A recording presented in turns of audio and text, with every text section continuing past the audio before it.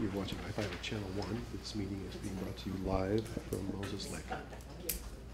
We're joining the meeting in progress. We're getting ready to get underway. Okay, it's 7 o'clock. Let's go ahead and call the meeting to order. This would be the April 10th, 2012 meeting of the Moses Lake Irrigation and Rehabilitation District. I'd like it to be noted that we are lacking Rich Archer. He will be here a little later in the evening. He's tied up out of the college there for a little bit, but he will be here shortly. Kelly Wallace, our secretary, she's tied up another meeting tonight that she's taking notes and minutes on that, and she knew that she's going to be a few minutes late, so I asked my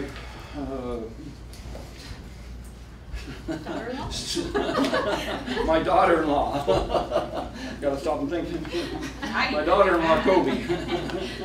My daughter-in-law Kobe to go ahead and take the minutes for a few minutes here until Kelly gets here. So while we're at it, I'd like to also introduce Harold Moberg, our new legal representation here. Harold. Thank you. Welcome. Good to have you here. The lake elevation as of sometime this afternoon is 1044.65 for your information. On the agenda here I have a Parker Horn telemetry system. Kurt, I don't know if that's gone out for bid yet, if that's, I put it in the bid section there, but I haven't heard that it's gone out for bid. But maybe you can just explain where we're at on that system. Well, we're just taking the quotes this time. You're taking difference quotes? between quotes and bids. Okay. Have you been able to get all the information ready for somebody to pick up? Chris has been trying to work with Mike on that. Well, is there other people that are asking for information, or is it, that's it? Okay. And Chris, do you have most of that information for Mike now, do you? On the pump station? On the pump station, the telemetry. We had the information. He showed up. That I didn't make the guys aware of where it was at. We called him back. He was supposed to show up here Monday morning at 8 o'clock. I waited around for an hour. Mike Smith never showed up. No, he was tied up. But he will be here if you've got the information ready. The information is ready. All right. Question. Why have you eliminated the Pledge of Allegiance in our introductory portion? I haven't eliminated. I just have my own agenda. Well, it's in the agenda. I've eliminated half of the program. If you want us to do the Pledge of Allegiance, we can do the Pledge of Allegiance. But we never have for a number of years. Well, we have. The entire year I was serving the entire year you were here, yes, we did. And I assume the city council does as well. Yeah. And most organizations. No, they don't. No, they don't.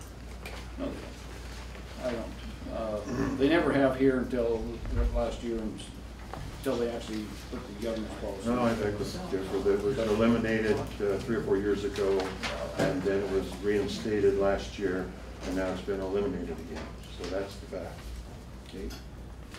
I just asked why. Yeah, it's time consuming, and we were having long enough meetings already. You're already walking out before the end of them, so I think that speaks to the length of it.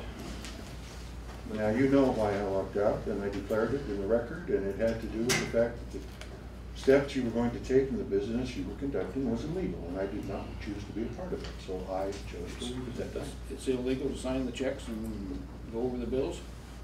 You heard what I said. Well, I'm asking. Anyway, continuing on.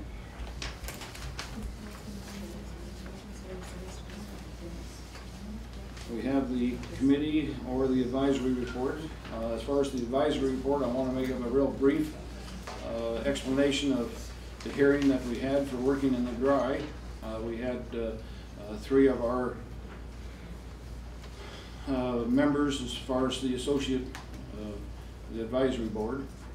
And we had 3 of our advisory board, and then we had people from the city, we had people from DOE, we had people from Army Corps of Engineers,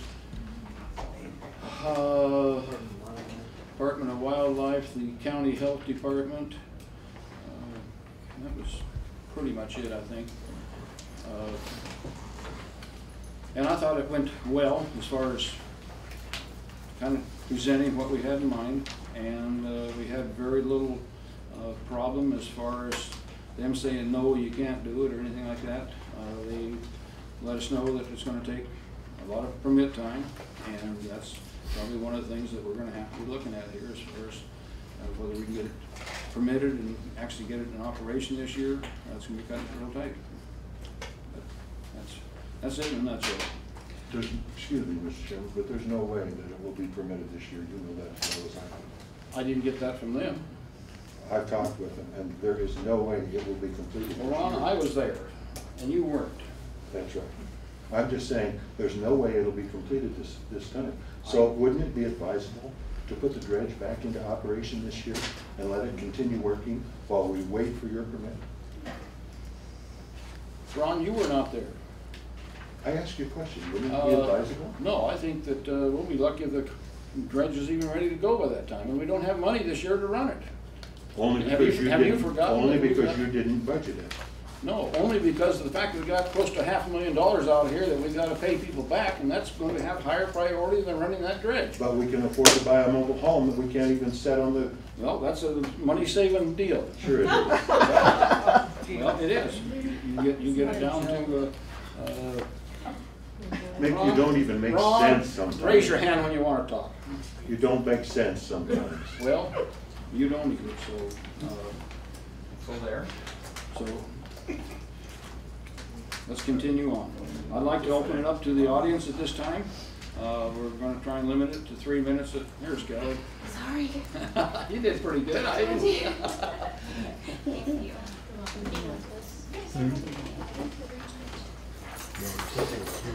Sorry. No problem. We knew that you were going to be running real tight. She's had a meeting at 6 o'clock tonight. She has a meeting at 6:30 tonight. And so for her to be here at this point in time, is doing very well. Thank you, Kelly. Take just a second for her to get set up here.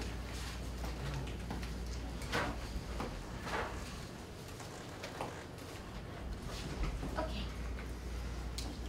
You ready? Rich is in here. Okay, we're moving into the audience, having 30 minutes to speak on whatever they'd like to at this point in time. Ron? I would like to see the district put a copy of the governance policy and their human resource policy, whatever it's called, on file in the city library, so that a person might go down there and review those documents without taking up staff time.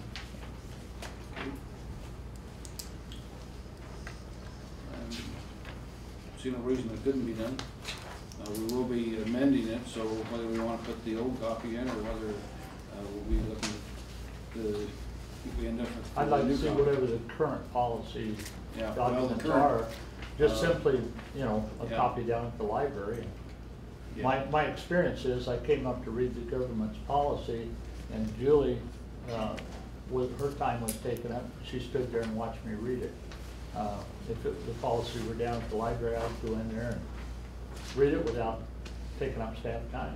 Yeah. Well, it might be we want to, before we put it down there, have it amended to the things. Well, we I might have. want to read it before it's amended, so I can comment on any amendments that come up. Yeah. You're here. Yeah, Larry? Well, I think that's a good idea. I'd like to see it online. It's more accessible. That would be great too, If you it's know. online. Okay. We can, I don't know, Julia, is that something that you can do here, put it online? Eventually we can get it on there. Okay. With the understanding that we'll be having some changes made, so where it has a conflict with Robert's Rules of Orders, we'll be probably making that changes. Yeah, go ahead, Jerry. Nancy Carr, ratepayer. By the same token, I would like to see the minutes, be whether approved or unapproved or whatever, online, so that we could, people, the public, the ratepayers can see this and review what's going on, what's been said at the last meeting. Yeah, well, as soon as we have a set of approved minutes, we will be putting them online. She said unapproved or approved. Oh, yeah. I'd like to see. no, we're not gonna put unapproved minutes online. But when we get them approved and we get them corrected, then they'll. One more item on that, aren't the minutes recorded and, you know, they're on video? So isn't that something that could be online too, because those are the minutes, you might say. Yeah, That's, we have no control over Yeah, we're a private entity, Channel 1. well, it's a record of a public meeting. Right, he's got a recording, it's record Yeah. too. But Right. these guys record all their meetings, so they do have audio recordings. Right. It's- We have all the audio, and as soon as we have a set of approved minutes, then we will be putting them online. So, they're coming. We can get them approved and get them reworded, get them the way we want them, then they'll be going online. Yeah. Did they give you, at the city meeting, did they give you any idea how long it would take to approve a permit, or if it was? Well, I asked them if there's a chance that it might happen this year, and they didn't say no. They said that normally it'll take longer than what the amount of period of time that we have left. But on the other hand, we've had a lot of the permitting process already done. Mhm. And so it's not a matter of going out here and changing a few things. We're redoing the permitting process, but it will have a lot of the stuff that's already been submitted that'll be identical to what we've already So, turned in. but probably not before the end of the year. I don't know. They didn't say that they were, that they would not happen by the end of the year, but they said it would be pushing it pretty tight in order to make it. Yeah. Can you give me the Go name? ahead. Yeah, give us your name. My name is Jeff Powell. Can you give me the names of the representatives that you brought to this meeting? Sure. As far as my, Your advisory My group, I advisory need group, yeah, the we had- names of each one of the advisory group that went to that meeting. yeah, we had Ron Baker, that was there. Armin Hansen was there, and Dave Hendricks was there. And that only 3. Yeah, and then Kelly was there, taking notes, of course. What's your son there? Bob was there, he was there taking, doing the video part of it, yes. So then you had 5 representatives from your side of the bench. Yeah, 3 of them from the advisory, and Bob was there running the video part of it for me. You still had 5 people there. I was, Right. let's see, Was anybody from the 6 public count myself. invited to go? Was what? Was anybody from the public allowed to go? No. Wait, but you had Bob Hansen there video recording, but you wouldn't allow the press then? He's there as an official on doing business. Official how? He wasn't video recording, he was helping Mick out with the slideshow, with the, more the, Presentation? yes, Okay. exactly, yeah. Yeah, he was. I'm not a computer man, and I know that as soon as I touched one button, it would go blink, and that'd be the end of it. So he offered to go ahead and take the morning off and come here and make sure it was going to happen. So in the future, is the public going to be able to go to any of these meetings, or are these all closed meetings? This was put on to the city. I had very little say. In fact, I wasn't sure there's even going to allow anybody from my advisory board there at all. I talked to Joe Kavinsky, and he said, sure, this is no different than a staff meeting. It's no different than whether you're hiring people to bring them there or whether they're coming there on a volunteer basis. That doesn't make any difference. You're allowed to bring some expertise, and that's what we're asking. But the public's not invited. Public's not invited. No, the public is not invited. Thank you. Yeah, Chris? This is a point of Go ahead and information. state your name. Oh, I'm sorry, Chris Dexter, and I'm a ratepayer. And this is a point of information.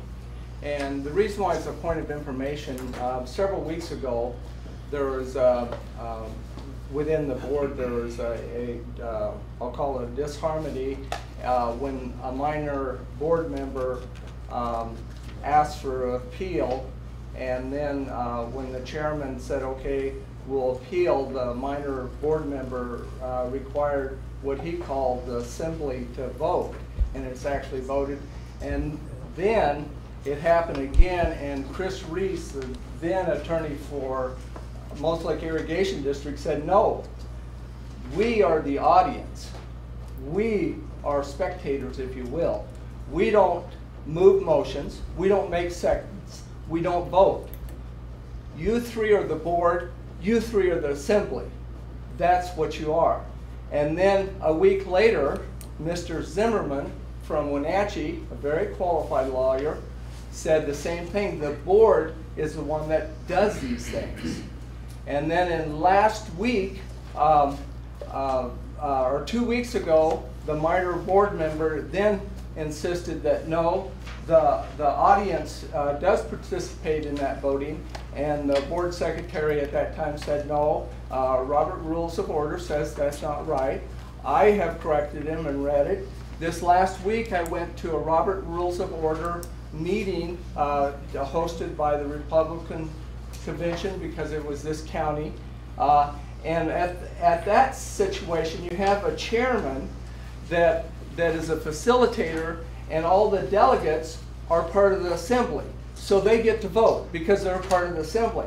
But in this case, you three are the board, you three are the assembly, you three are the ones that vote. You were voted in and empowered to do that. We have no say, we have no vote, and to try to draw us in, all it does is cause confusion, and it's actually against the governance policy to do that. So I would request that the MLIRD board member realize that persistence is good, but stubbornness is not good. And I have excerpts of Robert Rules that talks about this and cites the page. If the MLIRD board member would like it, I would be happy to give it to him. Absolutely. I provided you with my copy, which substantiates what I said, so thank you. Thank you, Chuck. Thank you. You were a little closer to 3 minutes this time. Oh. Anybody else? Yes, Chris. Mick, can I request that all three, Chris Wilson, can I request that all three board members go to a Robert's Rules of Order training class? You can request it. Well, I'm asking if all you guys are willing to go take that. No, there's a lot of, when you start taking a book this thick and thinking you're gonna know it all, that's not gonna happen. But I've ran a lot of meetings in my life, and I've never had any problems like we have here. But just to give you guys all a general idea so that there's no confusion up there at the table. Yeah. If all three of you board members are willing to I take feel we it. have legal counsel here now, and if we get into a problem, I'm going to be calling on legal counsel to help answer that question. I'm sure he's been to more than one Robert's Rules of Order meeting. At least I hope so. Is that safe to say? Okay. In other words, Chris, I think the answer is no. Yeah, right. Anybody else wish to speak? Yes, sir. Kelly Ryan, Channel 1 News. Last time we got together, we had asked about taking a look at the budget on the trailer. One of the things that's been said probably close to half a dozen times is that the trailer project will pay for itself in two or less years. And last time then we tried to ask where that budget came from. You had mentioned it was up here, which I'm pointing to my head, in your head. Is it possible to get that down in writing somewhere? I mean, it's one thing to get the revision, I guess the final governance policies in the library and things of that nature, but when we're getting ready to say we're not going to be doing any dredging, but yet we are going to build out this project, spending that money instead, there probably should be something on paper that can show how that's done. So just officially as the press, we'd like to see that if possible. It doesn't have to be anything too complicated, at least kind of a breakdown of how that I won't be able to have it for you by the next meeting, but I will have it for you for the meeting after that. Thank you. Okay. Anybody else have any comments?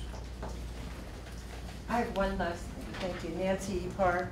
It seems like when we come here, and I've been maybe 5 meetings since January or whatever, something like that, we hear about the lake level. And then, for the most part, that's the last thing about the lake. And I think most of us that come that are passionate about the lake cleanup and tourism and, weeds and dredging and the school programs and all the things that were wonderful about the irrigation district, we don't hear. It's now about, well, we might do this or we're going to do that, spend money, but the dredge is done. And I'd like to hear more about rehabilitation and lake cleanup. Thank you. Okay, well, there are things that are happening in stages. We will be having the weed control, which will be starting somewhere in, I'm guessing June. Is that pretty close? Pretty close to June. We got $145,000 set aside to go out here and spray for milfoil. So that's coming up. The water is coming in at a high rate of speed right now, and it'll be coming in even faster as we go along here. We're dumping water at the spillway, and it's coming in at the other end, and so this lake is being flushed real fast right now. And as far as anything else to tell you at this point in time, there's not much more that's going on as far as the water's going, and it never has been as far as that goes. And it's basically doing the same thing it has been for years, other than we're receiving more water than ever. Norm? Yeah, Mick used the word dilute. The word flush killed the project 25 years ago. You don't like the word flush? The people down in where the water goes through the potholes, Yeah. the terminology was changed to dilution. Okay, well, it's It worked a lot better. dilute. Okay, well, it's being diluted then at this point in time. Thank you for the comment. Larry, I see your hand. Thank you. Does, we're having an increase, flush or dilution. Is that increase the potential of milfoil growth? I don't think our milfoil is coming in by that means. Do you, Kurt? Well, it can increase seed population for other invasive. To spread it out. So with that understanding, then, is this year's budget of $145,000 for milfoil eradication or mitigation? How does that compare to last year's budget for milfoil mitigation?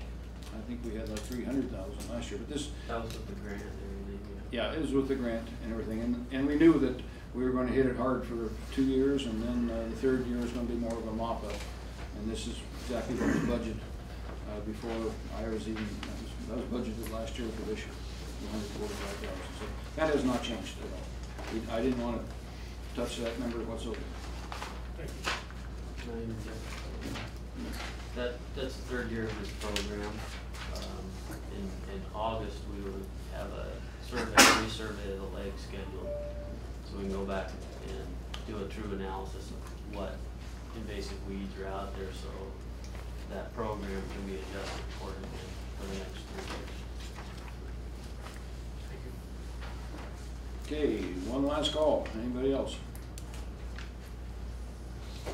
If not, I'll go ahead and close the audience participation part of it.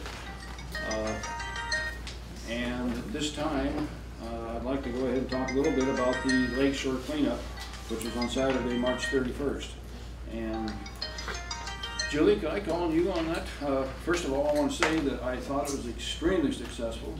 We had a great turnout. We had a lot of people there, and it's probably one of the most well-organized things that I've seen happen in a long time. I mean, it had people coming in and going.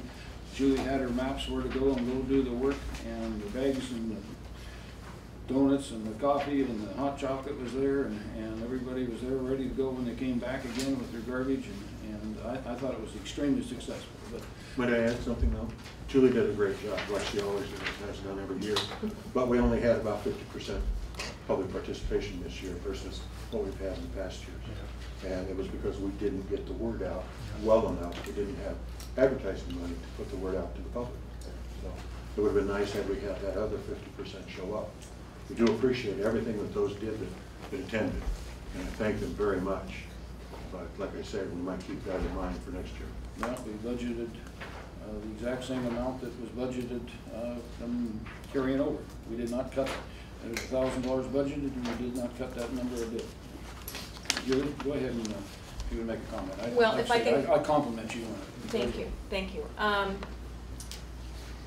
In regards to the budget, the advertising for Lakeshore has come out of the advertising portion of the budget before, not Lakeshore. So there was a change up there, and we didn't have a lot of money, and the Herald was really good to us. I just said, hey, I got maybe one ad here and maybe one thank you that I can do this year instead of 3 of each. Can you give me a deal? And they did. They were really good to us. But we probably collected, the estimate I believe was about half the tonnage this year that we have before. Didn't really have enough volunteers to get some real concentrated areas. We're finding that more children are coming. And there's very few areas that I can assign families with children to because slope, the kind of garbage and paraphernalia that we find when we don't want children in those areas. And homeless shelters, there was quite a few that were identified this year and taken down, which is a sad part of that. But Department of Ecology brought us bags again, helped us out. They do one of the worst areas there is, and that's behind Walmart, with a little help. Unfortunately, somebody decided to dump about 37 tires down in that area. They dumped them on private property. MLIRD picked them up and paid the bill to have them disposed, and that's sad. People need to dispose of their own things. But so a part of our budget's going to that, and I don't know how, I don't have that bill in yet. But anyway, regardless of that, we had the volunteers that showed up were great. Again, Michael's donated chili, cornbread, butter. We got a few dozen donuts out of Safeway, and the rest of it we just kind of had to buy. I did not have the time to devote to it that Beth has in the past of going out and seeking 100% donations. Last year, everything was 100% donated, all of it. But anyway, there was a thank you ad, and we just really thank the local businesses that continually support us year after year by helping feed the public that comes to join in. So. Anyway, my compliments to you. That was great. Let's move into the manager's report. Kurt, one of the first things I'd like to talk about would be the assessment refund update on where we're at on that thing.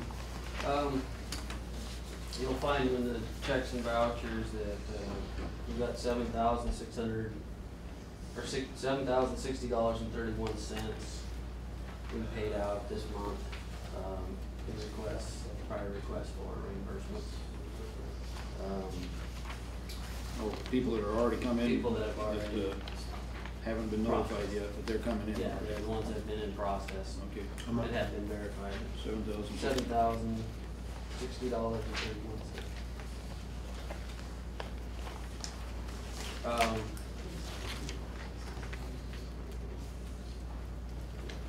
On the books, I don't know where we're at.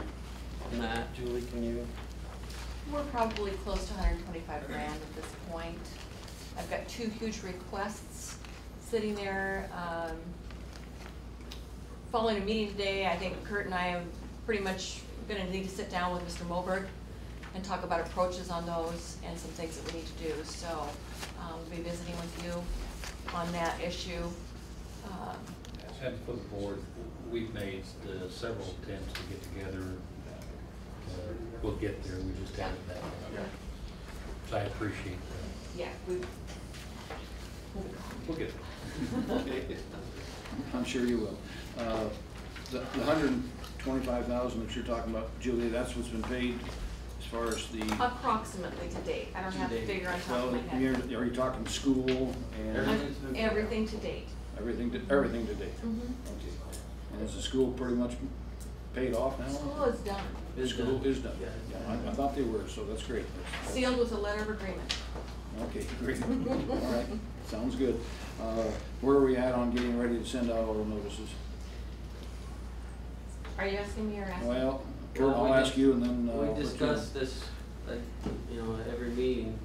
We're still through our process, which we need to go through with Harold, in correcting and making sure that we have our records correct in the books, and we have to sit down with the county to make sure their records are correct, so we're not dispersing money in public funds. So we're right back to where we told you that we had. Well, we were hoping to be done here in another month or so, and I just was curious if this. Well, done with our portion of it, yeah. Done with our portion. Are they gonna be ready to send out notices at that time or no? There's more to it than us just looking at ours. We have to verify with title company. Like I said, we need to sit down with Harold, show him where we're at, and make sure that the process is correct before we start writing checks. Harold, did you work with them on that and see likewise, I want you probably to have a letter figured out that we'll be sending to these people, kind of telling them what we're offering, and you might check with what Chris Reese actually was talking. He had an original letter, and then we started talking about having interest, that we'd go ahead and pay the interest based on the interest that they could have possibly have earned. I think it would be helpful to me, it'd be helpful to at this meeting, schedule a study session so that we, and somehow we need to gather some information quickly, and so I think Yeah. Well, if you would meet with staff between now and their next meeting, and then you'll be up to speed a lot better, and then you can work with staff and tell us what we need to do at that point in time, if that would work with you. Sure. We can provide all that, help get him up to date on stuff. Okay, what about a study session before our next meeting? I will not be there. the only reason for a study session, if I'm hearing Kurt correctly, would be if we're ready to present something to the board, and then we should have a study session. If we're not ready, then we should have a meeting with legal counsel and the district manager and work out a presentation to bring to you. That'd be It great. sounds to me it'll be at the next general meeting.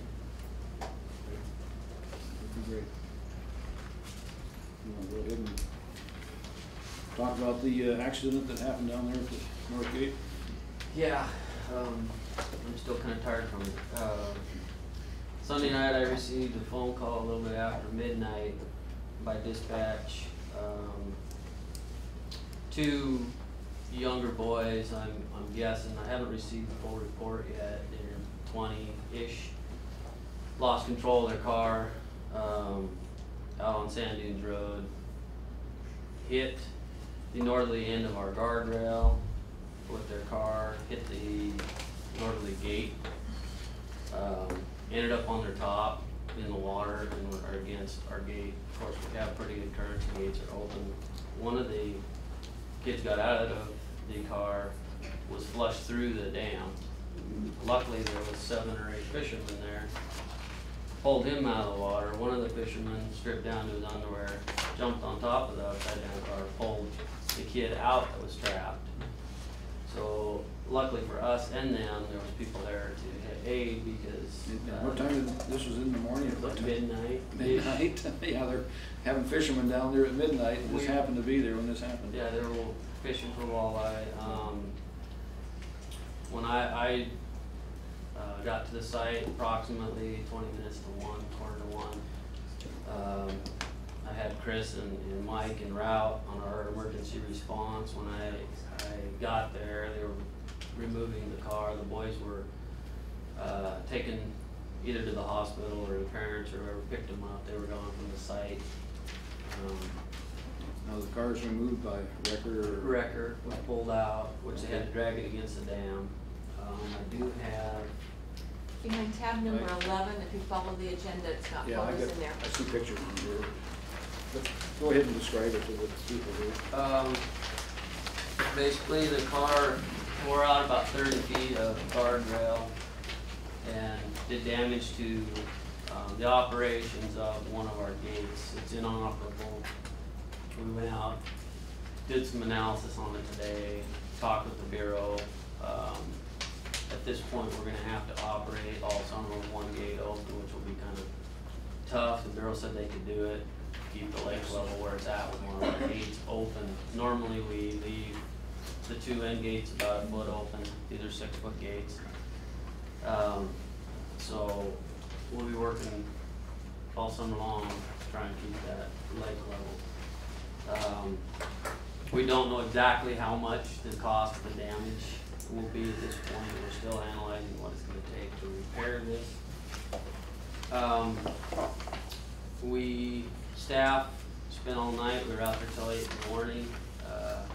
Myself and 2 other staff went out and myself and Mike went out to Conley Park with the low boy. We loaded up the small trackhoe and 50 feet of Jersey rail to secure the whole, the guardrail, the dam, and the dam for somebody else to fall in for safety and protection for our dam. One thing I do want to make sure is on the record. This dam was projected, we had a project scheduled for the end of January, beginning of February to install Jersey rail along that side of the dam to protect it, which the budget was, in January changed. We couldn't afford to do the project, so nothing was done in that respect. We still need to, I know there's been some adjustments to this, we need to get that. And the reason we were going to do that, we had, when I first got here, I looked in the records and we had no inspection records on that dam, and it was built in 1928. So I requested to get an inspection done. We had numbers of $160,000, $180,000 for inspections. I worked with the Bureau, they did it for $5,000 because they do a typical inspection. So we had a Bureau inspection, and those were recommendations by the Bureau for securing that. The reason being all of our, I don't know if they have pictures, but the way the dam's set up, if you're not familiar with it, ours are all manual gates. We have to open and close them by a screw mechanism. And they're 6-foot gates. And all of that structure is exposed. There's only a protection bar that runs out, which is actually not a protection bar, it's a structural bar. It's only a foot off the ground, so any car can go over the top of it, go through our operating. And so right now we're in the process of going back out, finding expense costs and quotes on how much to place the Jersey rail, so we get that in, as well as trying to figure out the estimates on what the dam operations. Did these people have insurance, or do you know? We don't know at this time. I believe they do because they didn't arrest them. They didn't arrest them? But normally Okay. they would. Okay. I've requested the reports. We should be receiving them from the Sheriff's Department by the end of the week. Kurt, has the district notified our insurance company? Not yet. Have you He was contacted giving me them? that. It's on, I didn't get to it today because I was doing this stuff, but it's on my list for first thing. Yeah, when we're getting it, we wanted to get the reports and stuff so we could report it accurately to the insurance company. If we have a chance to rebuild it, I would recommend that the guardrail not be tied to the structure of the dam. Oh, yeah, absolutely. Yeah, because they never came close to the dam when they actually, because the guardrail is tied to it, it shoved it on down, and that's actually where the damage actually came from to the dam, was because of the fact that the guardrail really had done the damage. And that's one reason that when we redesigned and rebuilt those gates, we used aluminum instead of steel. If it was steel, it would have wiped out every one of them. It would have pushed that whole rail. That we were lucky enough in that first gate that aluminum collapsed and took that blow, or the second gate would have definitely been inoperable as well. So there was some considerable thought put into that. I agree. We're also in that budget, we were supposed to be on the 10-year plan for redesign of that. Question? I have a comment here. I'm extremely concerned about the fact that there were almost 2 fatalities here, and that, plus the damage done to the dam, but the fatalities really concern me. Fortunately, we're very lucky.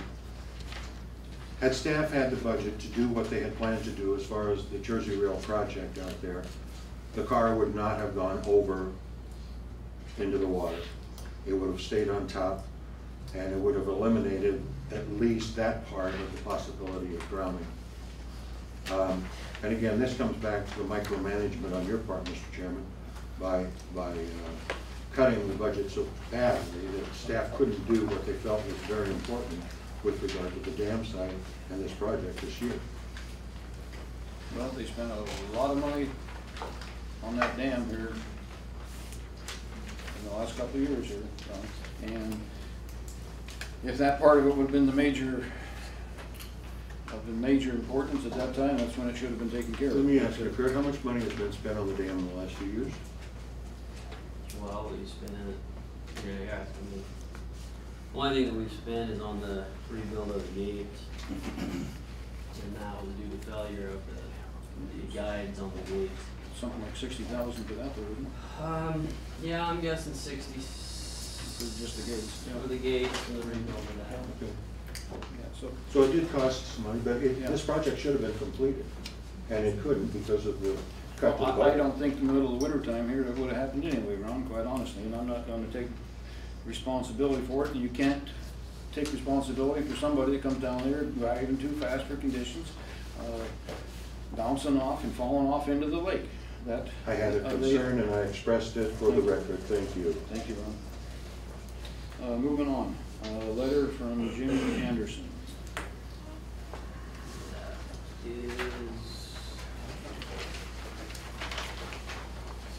Where is it? I've seen the letter back here in 9C.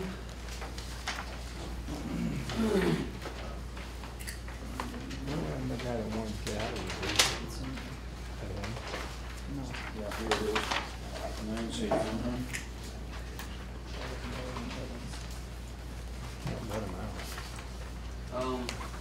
This is a letter from, obviously, Mr. Anderson requesting, it says, as of this date, I wish to request a property to be opted out of the district boundaries. Thanks for your consideration. And then it gives parcel number. And I think I'll refer this to legal counsel. This will be the second request that we've actually had. And I think we're talking about possibly discussing this during executive session. Would that be something that could be handled at that time, Harold, or not? I think there are statutes that need to be reviewed. Okay. I think there are opinions that we need to make, and I think it's appropriate to do that with legal. Yeah, executive session? Yes. Okay, all right. Well, You were gonna go speak with the other folks. Did you do that? yes, I did. And what did they have to say? They said that they were, first of all, they said that after I called him, he said he thanked me for calling. He said that they understand where we're at and appreciated the fact that I took the time to call him. And he said, I said, well, would you like a letter? He says, no. He says, as far as I'm concerned, everything's happy and that we don't need a letter. And then he called me back about a week later and he said, you know, he says, I'd really put in my file. He says, I'd really like to have a letter. So at this point in time, I says, we will go ahead and get you a letter. And that will be forthcoming. So did you choose to let them out, or are they staying in? Well, we voted not to let them out. That wasn't my question. Did you choose to let them out, or are they Well, staying in? I don't have that choice, Ron. Okay. But here again, this will be covered probably during the executive session. But we voted as a board not to let it happen. That's not what Okay, Rick, this was your thing that I got from your agenda. Maybe you can explain what's happening there. The reason that we put it on there is because if you read the resolution creating that advisory board, you're held to Open Public Meetings Act with that board. And in order to do that, yeah, it's in the resolution. Oh, boy. In what resolution? That created that board that he had Chris write up. And being, and I don't know why, you'd have to ask Chris, but being it's a advisory committee of the board member, I guess it has to be Open Public Meetings Act. Is that something we're asking the legal opinion? Yeah, we are. I'm trying to understand. We're probably gonna have to give him the resolution and all that. I think so too, yeah, I think so too, because I was unaware that was stated in that resolution. Julie? Mr. Chairman, that is in your February minutes, and Chris Reese talked about, that was all discussed in February, it's in the minutes. The whole scenario, when the Okay. resolutions Well, maybe were passed. I just got the in February February. minutes, so maybe we can take a look at that then, Yep, but, it's there, just so you know.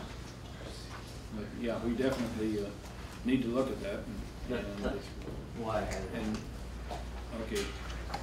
And if that is the case, then we may have legal counsel take another look at it then, because this is a non-paid board. We never meet all at the same time. We use the advice when we need it. Like Harold Hochstetter and myself, we were going back and forth to Olympia. That was the extent of the board at that point in time, which, like I say, there's no money paid. There was nothing more than a companionship, quite honestly. And then this last time here, we had 3 of us, and here again, no money was paid. So, can we work with you on that, Harold, and see what we can end up with here, and let them show you what we got and take it from there? One of my hopes is to be caught up to speed and identify the issues so that when we come to these meetings, I can give. We'll do our best. Sure.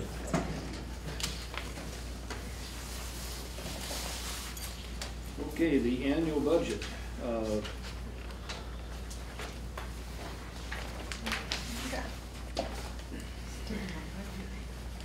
You had, oh, let's see, okay, no, request for an annual budget, that's all part of that same line. Is that all that you wanted to talk about on that thing, or not? Yeah, that's all we need. Okay, then we'll see, we'll find out where we're at. And then the Heron Bluff Trail. Heron Bluff Trail, Caught me kind of cold on that one, but. Well, it's the letter that we received, it's nothing. Yeah, I understand. And where is that one? That's 9. G. This is a trail planning team. Approach the city and other organizations. They have they're putting in for a grant to build or complete one of the trails that was in the master plan from Blue Heron to the old state park, which completes it over to Cove West along the shoreline. It also ties in with the future tent campsites and things that the Parks and Rec and their comp plan are looking at in that area out there. And this letter, I believe, we're asking for your help to support this project with a donation. You can donate a specific part of the trail, bike racks, benches, wildlife viewing or lighting, or give the project general. Your donation will be dedicated July 2012, depending upon city actually receiving the grant. The money would be required in the spring of 2013. So basically what I get out of this is they're applying for a grant. They need to show matching monies. They're requesting us as an agency to support this in some type of fashion fund. It looks like they're applying for $197,000 matching grant for this trail. Which is a 50-50 grant. 50-50 grant. They're gonna have to come up with 197,000, which part of that is labor, things like that, in-kind contribution. Does this fit into our description of what we're supposed to be doing? I mean, I know we did get money for a dock, and I think that's kind of on the water, and I think that might fit a little more than what this does, but this is, we're on the land, and I just kind of question whether our tax money that we're receiving should be used for this kind of a purpose. We do, and then, I mean, this is legal too, but our rehabilitation portion is a recreation type assessment. This does allow access points to the water. I don't know that, I'm not telling you that it does fit it, I'm just. I know, where it starts at, is over at that dock. Is over in the Cove West area. Takes off there, follows the lake shore, goes through the Moses Lake Park, which used to be the state park, and ends up real close to where that dock is going in, and ties into the bike path that go over the bridge then. So it's kind of that sand dune area between the state park and Cove West. and through the state park, or through the city park, I should say this time. I don't know. Could be, could I make a I will allow you to go ahead and comment, because I'm kind of in a quandary here, whether this, quite honestly, fits what we should be spending our money on. I appreciate on this one item only, any comments you guys have? I don't know how what your statement is, but the Trails Committee a few years ago sent out a survey of the whole city, and their #1 priority was a walking trail along the lake. And this is a walking trail along the lake, and it does connect with the other trails and kind of completes a circle. I'm not So questioning the good of it, but I'm questioning whether it fits into our irrigation cause here, and whether we should be spending irrigation money on it. Yeah, I can't speak to that part. I don't know, legal wise, we probably could do it. You're asking for a legal opinion with something I haven't rather had an opportunity to give. And I kind of think that you're gonna have to table this to give me an opportunity. Yeah. I have a comment. I'm wondering if this wouldn't set a precedence for other areas on the lake. I mean, if the MLIRD, for instance, votes to do this trail, what's to say that they won't continue doing one every year, one every 2 years? Well, is that, I mean... Yeah. I don't know. I don't think we want to set a precedent here, but on the other hand, whether we want to give a token donation or not, this is kind of up in the air. Yeah, go ahead. I don't think that, Your name, please. Colleen Smith, sorry. I don't think that the full donation that they're asking for should be funded by Coast Lake Irrigation. Oh, no, the $197,000, Yeah. no, I will guarantee you it will not be funded by me. There's no doubt in my mind that would never happen, but, yeah.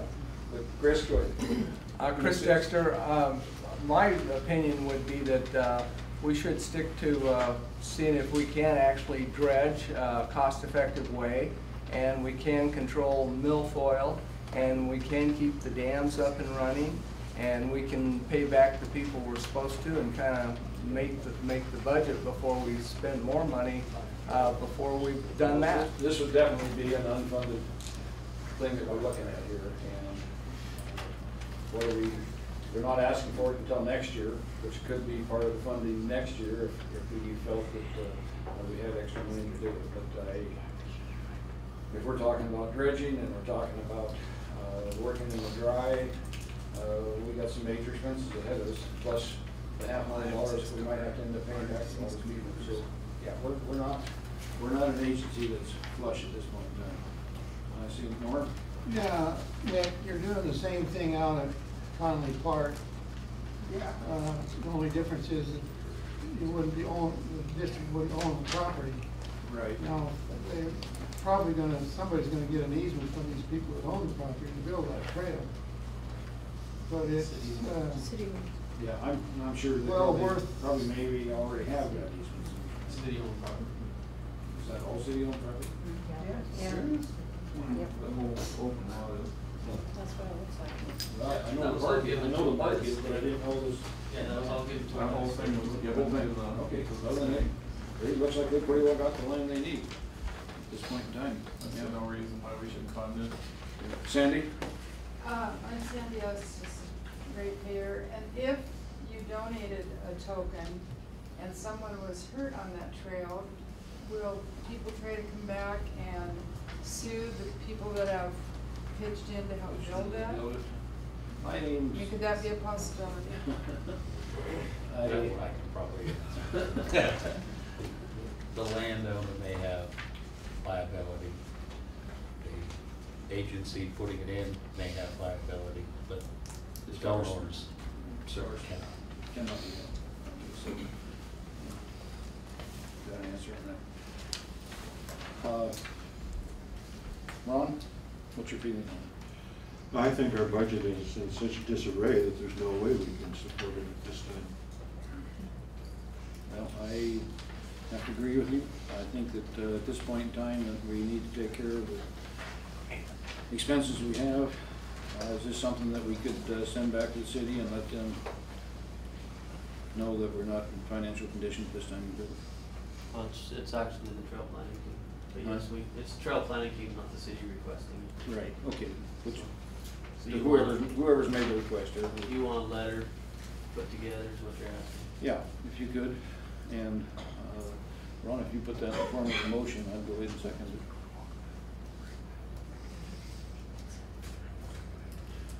I would direct staff to respond to the request by the Trails Planning team that we unfortunately cannot support the project this year due to budgetary constraints. I will second that. You get it all, Kelly?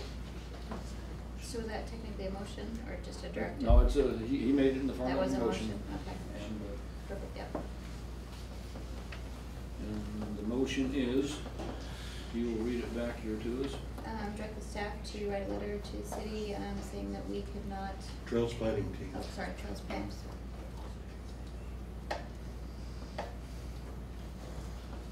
Not participate due to budgeting concerns at this time. Okay. All those, any further discussion? All those in favor say aye. Aye. Aye. Motion carried. Okay.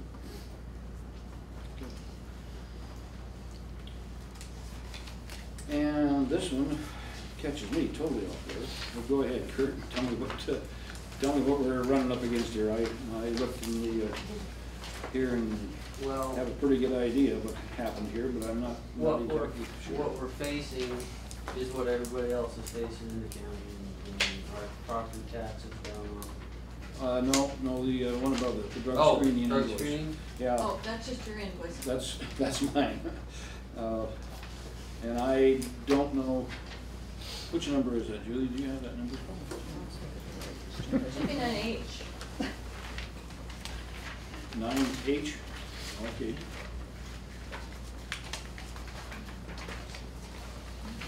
Anyway, I wanted the board to all go up and have a drug test, and it was not, we're not part of the employees. So I went up there and I sat there for about 45 minutes trying to have them figure out how I fit into the picture here. And so finally I said, well, this is for the Mosaic Irrigation District, but I'm paying for it, and I want the results sent to them. And so they spent another 15, 20 minutes, and finally it says, okay, we can go ahead and charge you for it, and we can go ahead and give you the drug test. So I went and took a drug test, and I paid what I was told was the balance of $24.09. That's for the draw, that's not for the testing. Yeah, evidently, there's more to it than what I thought here. So there's another $21 charge that went to the irrigation here, and then there's another $20 for random management. And I don't know is there any way to stay off the random management? I mean, Do you want me to address that? Well, I'm asking the question. In February, it was a big deal that you wanted everybody at random. I do want everybody, but I didn't They think that- manage the random for us, so it's a periodic $20 fee. It's not, all the time, it's not ongoing. Okay. But periodically, that gets tacked on.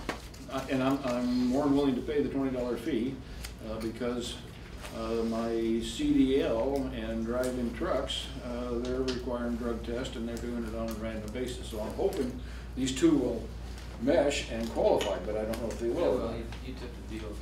Huh? You took the DOT drug panel test. It's right here on. Okay, and so it should.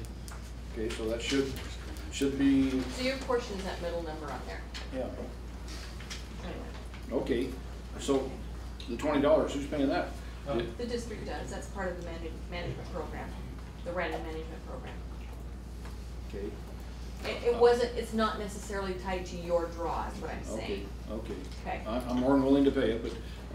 Hey, Mr. Michael, on the drug testing, I'm also fall under DOT as well as the employees. So there's been time that I've been hit twice on DOT and then go back as a random as an employee too. Okay. So it has both effects then? Yeah. Okay. All right. Well, make sure I give you a check here before you get out of here, then we'll get that squared up.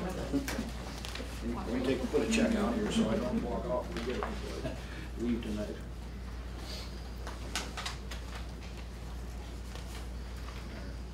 And then you have one left on your, that was on the 2012 property taxes. Yeah, the stuff on the property taxes.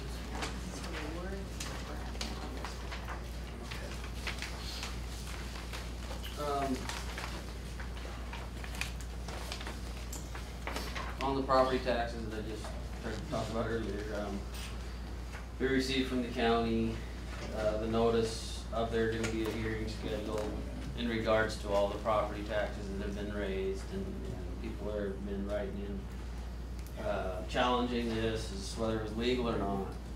Where we're at, our properties on Marina Drive, our taxes last year were $2,366.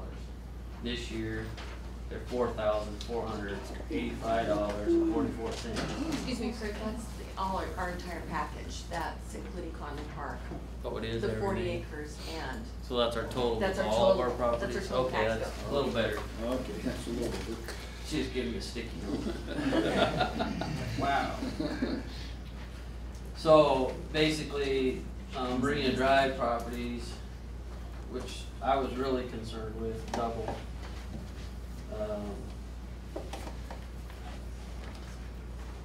But I guess I just want to bring you aware of this. There is supposed to be a hearing scheduled. They haven't given us a date. And the only way that you can challenge this is to show up at that hearing. And I guess I'll notify the board when I get notified. Okay, you haven't been received a date on that yet or anything? No, they didn't give a date. It basically says that we'll be contacted. Okay. I got somebody that's not on the advisory committee that's very good at responding to this stuff, huh? Nick? he's been over there fighting, and so I know that, A whole bunch of people have been. yeah. In the meantime, taxes are due. Huh? So go figure. Yeah, oh, yeah, the April taxes are already due now, that's, Well, yeah, the If you get them reduced, they'll reimburse you. Good luck, though. Yeah, good luck. okay.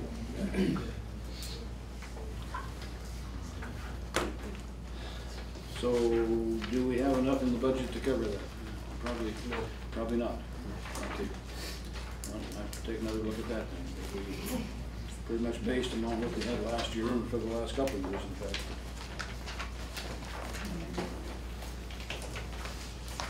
Ordering of the mobile home. We got, I understand you've been down and picked out all the. Yeah, we've got it all. Here's the order for signatures. Okay. I've got it all ordered as you requested me to do. I'm also working on permitting, getting that in place, and working on the site location that would best cost-wise.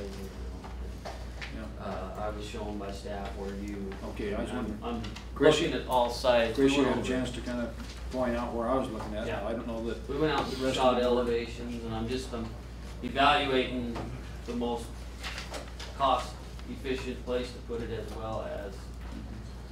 So Well- I'm not just doing one before I approach it with it. I'm Yeah. not just- Yeah. But I'm trying to look at the whole picture of the septic and the water and where it's gonna be and where the people can see what's going on. Yeah. That's the biggest thing I see where we're talking, I was talking with Chris there, that would put you up like a big perch up here, and you can see from one end of that thing clear to the other end. Yeah, but there's a couple other locations that I think you visually that you would see more. It could be cost effective as far as the septic and stuff. I'm not saying, I'm looking at all options right now.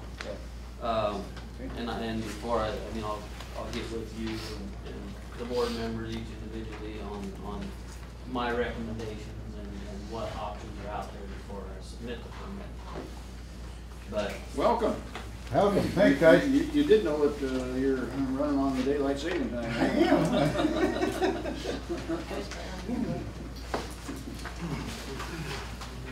Will it be noted that Mr. Archer got here 5 minutes after 8?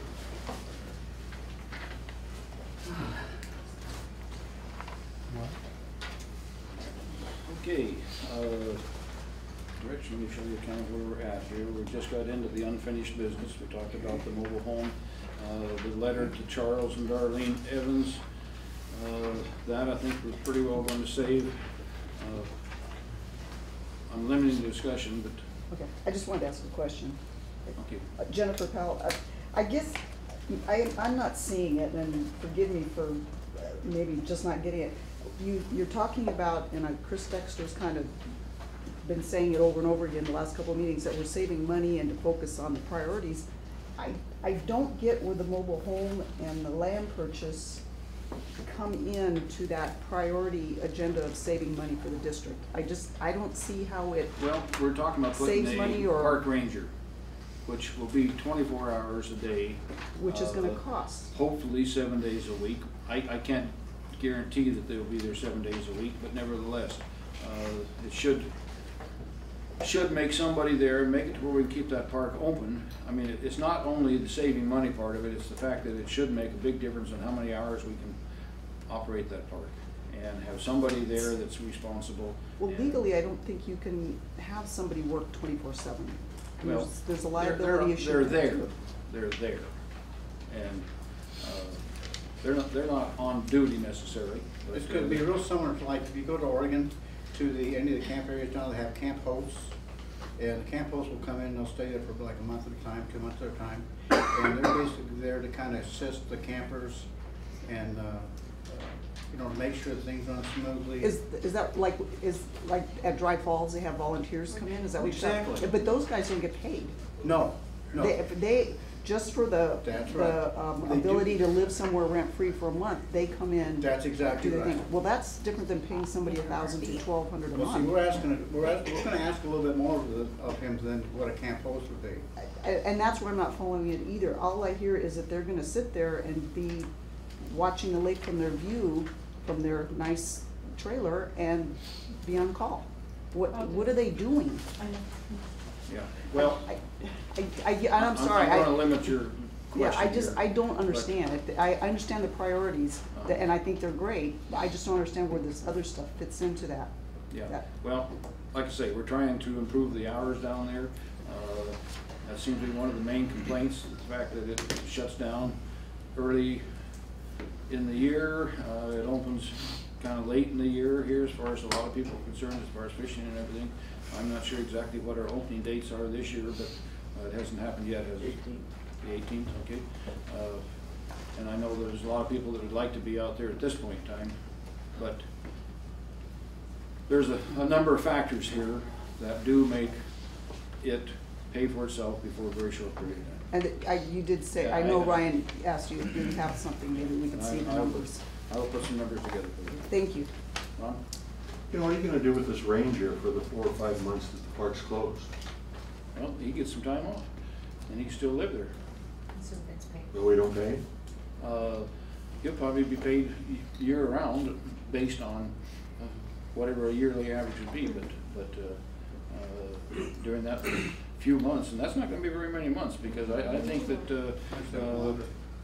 he'll probably be good clear up until somewhere in November, and be able to open it back up again in February. You know, if the hill is not icy and there was no ice on the lake, as soon as the boat ramp gets to where it can be opened up, I'd say we're looking at opening up. And the lake level's down, and so we can't get boats out there? I mean, that doesn't make sense to me. Well, this is, right now is when we'd probably be, but on the other hand, that boat landing can probably I see boats out there before the water came up. And so there's fishing boats out there, and if they want to take their chances, that's up to them. But nevertheless, yeah. So your intent is to I'm gonna let you have one last question here, and then I'll get it back off. I was looking through minutes from when Mr. Estes was on the board. They discussed having somebody come in their own motorhome setting up. I was just wondering if they ever tried it, did that work? Well, I think that you can expect a lot more when you're furnishing their home, their power, and their utilities and everything. I think we can expect a lot more out of them at that point in time. We don't have a plan. Okay, I think we're gonna move on ahead here. We'll just throw it in the wind.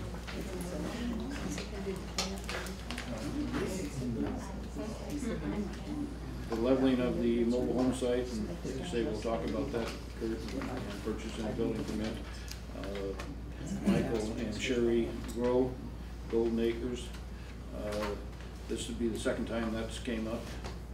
I think we talked about that last time, didn't we? This will be the second This will reading, be the and second time reading. is time for a vote. Okay. So we did request it to come into the district, and we had a hearing on it last time, which is the first reading of it. And so this will be the second reading, allowing them to come in, changing no boundaries. Discussion between us? Anytime we get anybody involved in getting into the system and helping us out, I think we need to get them in there. I'd like to make a motion that we accept their petition to become MLIRD. Good second. Harold? My concern is that we haven't reviewed the statutory requirements. My request is that you, in executive session, allow us to go through the statutory. You want to hold off on this then until? I think you can make your decision after I've given you at least what the statute says, and then bring it back to the meeting after executive session. Let me make note of that.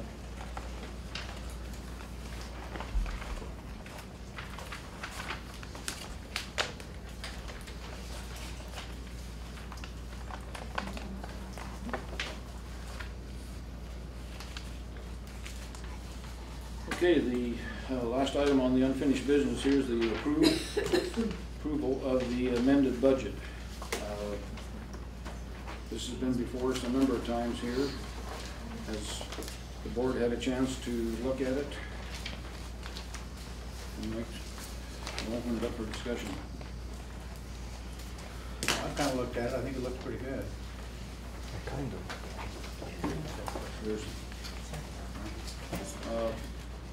Before you, Chris Wilson, before you approve that budget, Vic, can we look, I got a quote on Jersey Rail for $9,800 for the dam. Because we talked about the curbing with you, we sat in here and talked about that. Right. And talking with some people, a curb is not gonna work at a vehicle traveling at 20 miles an hour. The vehicle's The guardrail. $9,800. A guardrail or That's gonna be Jersey Rail, concrete Jersey Rail. It's gonna be cheaper than getting how a, high than the guardrail? I haven't priced that. It's structurally won't take it the way that's built. Piling guard, I mean, all it is culvert backfilled by sand. So, you know, if you put pilings in there deep enough, structurally, it won't take it, it won't hold it. I just wanted to throw that out there to you before you went through. Well, where was that at in here? Do you remember? It's under projects. I think the last page. We added quite a bit to that. I think we're at about 4,000 on that.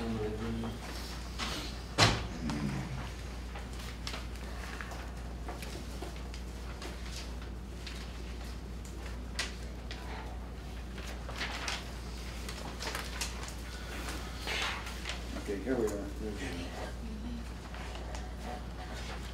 On the last page? Yeah, we actually budgeted the same amount that you requested on the original budget, the $4,000. That company, those prices came from November, actually from September from the company in Spokane. And that was a low bid, that company was no longer. So it's more than doubled since then?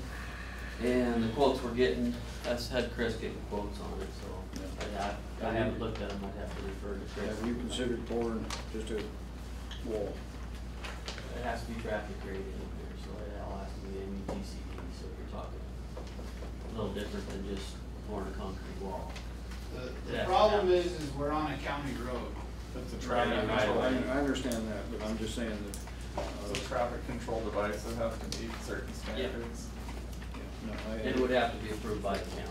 But But like I say, we put the 4,000 in that you were asking, on your budget. Then you came back with twice that much. And we put the same amount in that you were asking for, so we gave you the 4,000 that you were asking for originally, which is,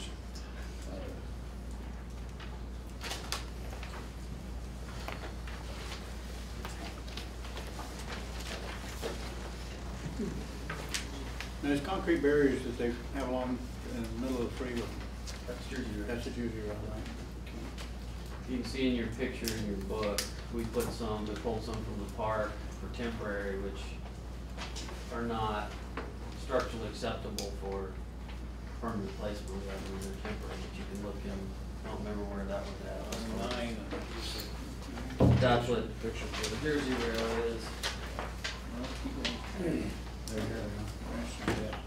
and that's, How far down are we talking about going with this?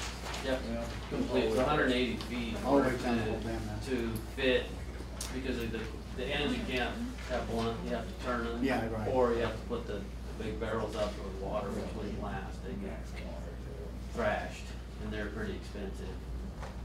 So the most feasible for maintenance purposes and everything is to follow through with the design of the Jersey type rail from end to end.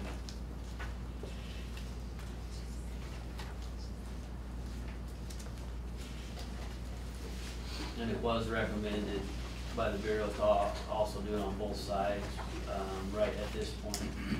With the slope and everything, it meets MUTCD to just do the one side with the gates at this time.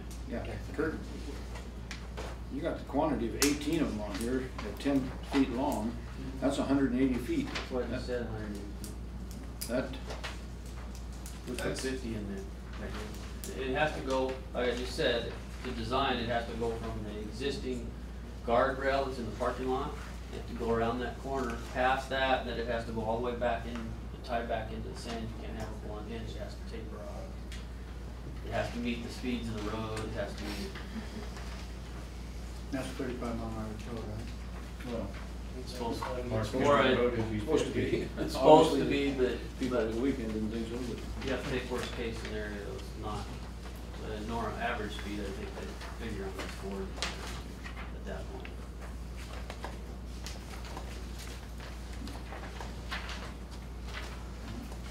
Also, I've been on vacation, I haven't had a chance to run this through our formula, just, you know, our assessment.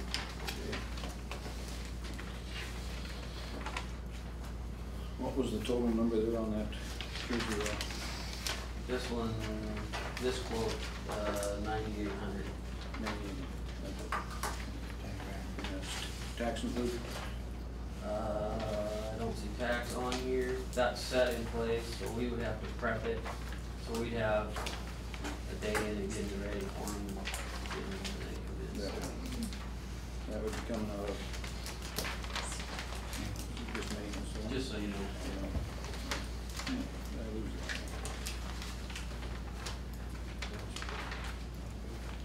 it.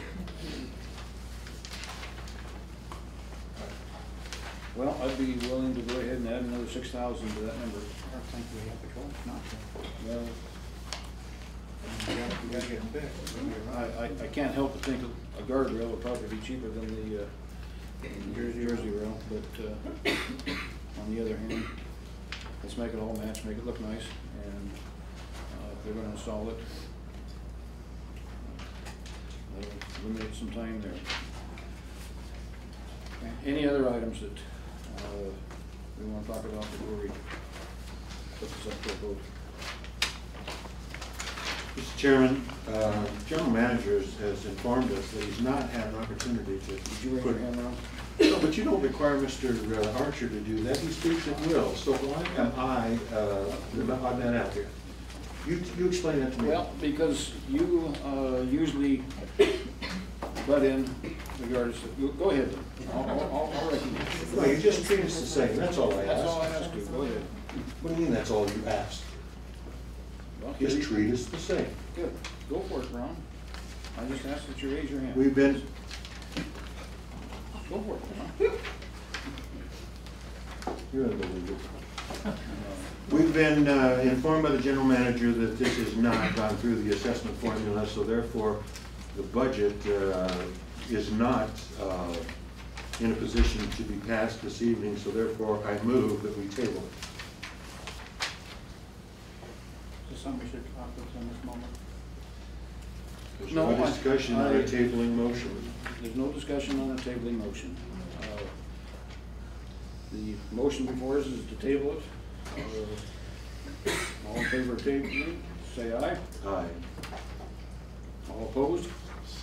Nay? Nay. Nay.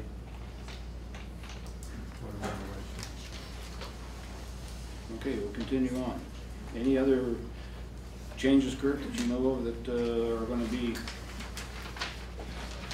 detrimental to us and have already ran over? We've done some major changes here as far as a lot of the items here. We've added roughly another $200 and some odd thousand to the budget to try and cover a lot of these miscellaneouses that have popped up here since then. And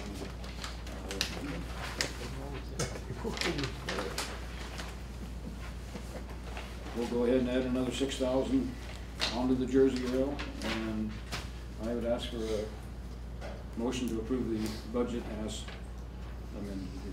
I'll make the motion to approve the budget as we just modified it. I would second that. Further discussion? If not, all those in favor say aye. Aye. Aye. None? All those in favor? Opposed, say nay. Nay. Motion carried. If we find we have a problem, Kurt, let us know and we'll take care of it at that time.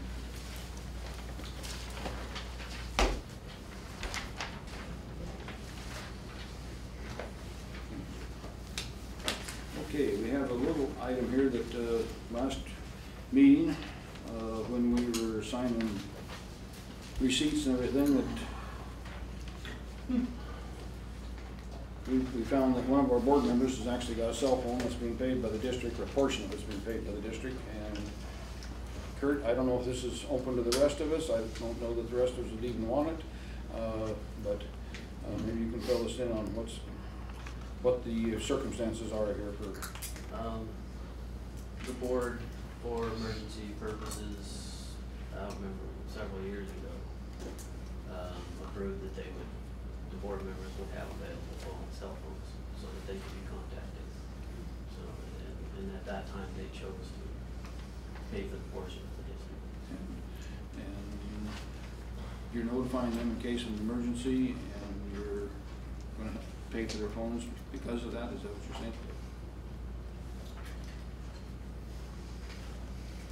Well, I guess I have a problem with that. You know, I've been here 2 years, and this is the first time I've heard about that. And so, I've never seen it. I've never been offered it. And so, it was offered to you when you came on. I don't recall it. And honestly, how much are we paying a month? What does it cost us? Your own plan, it varies. Yeah, we were looking at $80 one month, I think $160 another month there. But we generally pay the base rate or whatever, so if you don't have a set plan, then you pay your own.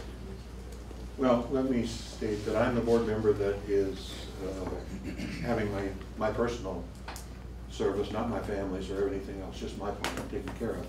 When I came on board, this was offered to me, and it was offered that they would provide me with a phone, and I said, well, I don't need another phone, I've already got my own service. And they said, well, you know, can you switch? And I said, no, I'm tied into a 2-year contract. Right now, I can't. Well, they said, in that case, then we'll do what we've done with past board members, and we'll pay your portion. And the reason for that, you say emergencies, but it not only is emergencies, I probably get, and I'm gonna say on a minimum 4, and I'm gonna say on a maximum 15 calls a week from the office here, from some staff member asking 1, questions, asking 2, can I come in and take a look at this? 3, can I come in and sign checks? 4, I've got something that's just come up, can you come in and we'll discuss it? So there's just been numerous times, and if I have my cell phone with me, they could reach me. So it wasn't something I passed, I approved, I just accepted it because I thought that was the process and procedure that had been used in past. I asked if others were involved. Yes, they had always been involved. I asked about Mr. Archer. I was told that he was offered, and he said, no, I have a phone, so I don't need it. And I don't know about you, so that's where it stands. I was surprised when I see it go through here. Julie? Can I just add to that? Correct me if I'm wrong, Kurt, but when that initially happened several years ago, our board members were constantly getting calls from the public, the ratepayers. That also went into that decision as well, and they were calling ratepayers back. We did offer it to you, Rich. I remember distinctively, Mick, you made it very plain in January, you're not taking anything. So that's why it wasn't offered to you. It wasn't any prejudice or anything, it's just you made that really clear.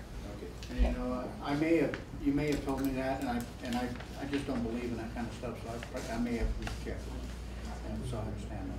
Well, but I do talk to a lot of people, you know, bought irrigation stuff on my personal phone. On my business card for the district, I have my cell number, and I can get calls at that all the time, and I do. I've received calls from several of you in this audience on my cell phone, and a number of others, so it's made available to the general public as a board member for the district. Well, I personally am against it, and I would make a motion stating that all board members pay their own phone, all parts of it. I second that motion, I don't believe in it. They moved and seconded that all board members pay for their own phone. Discussion? Hearing no discussion, all those in favor say aye. Aye. Aye. Opposed, say nay. I'll abstain. Okay. Motion carried. 2-4, 1 abstain.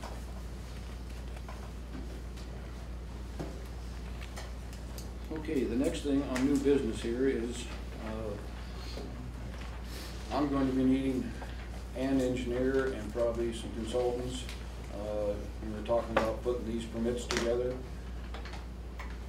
And I have not really been overly satisfied with the engineering firms that we've had.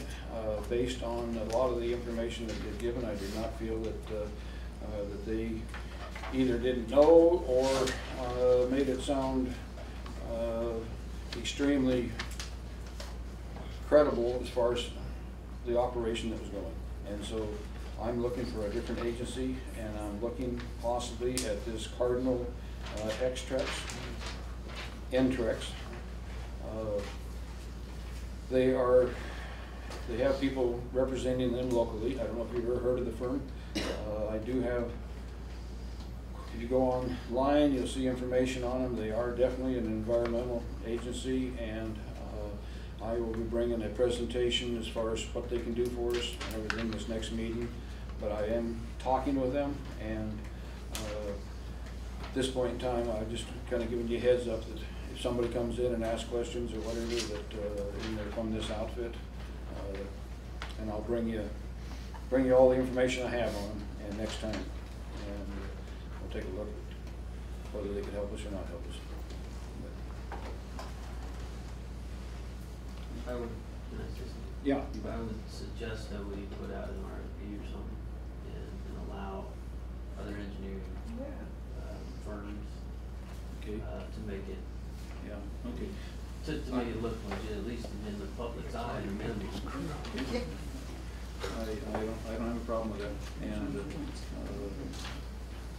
if you've got names or somebody that could make a presentation on paper, not in person, but could go ahead and give us some numbers and give us their experience in the background of it. Who are you looking at? Harold, that's all. Oh, okay. I can see you looking there, and I wasn't sure. I think we need to put an RFP out, and that's why I was looking at Harold. Okay. Well, again, I was hoping on our list we could talk about a small works roster. We do have a small works roster, but we don't have anything for like engineering consultants, professional consultants in that fashion on that list. Those are the things I need to get up to speed on so that I can respond to public works. Okay. Like I say, next meeting, maybe we can get started on it, and if we're gonna be putting these permits and stuff together, we're gonna have to stay right on top of it. Sure. Okay, second reading of the governance policy, and we had the first reading last month. Basically is what the first reading was, that we're going to turn it over to legal counsel and let them take a look at it here and see if we can get it to match up closer to Robert's Rules of Order, and anything that's got conflict in it, we'll be looking at possibly taking it out of there. But we will suspend all use of it until we actually get it brought back again. Is that? Can I ask, how do we deal with day-to-day basis? We take our policy and put it in suspension and don't have any guidelines to run by.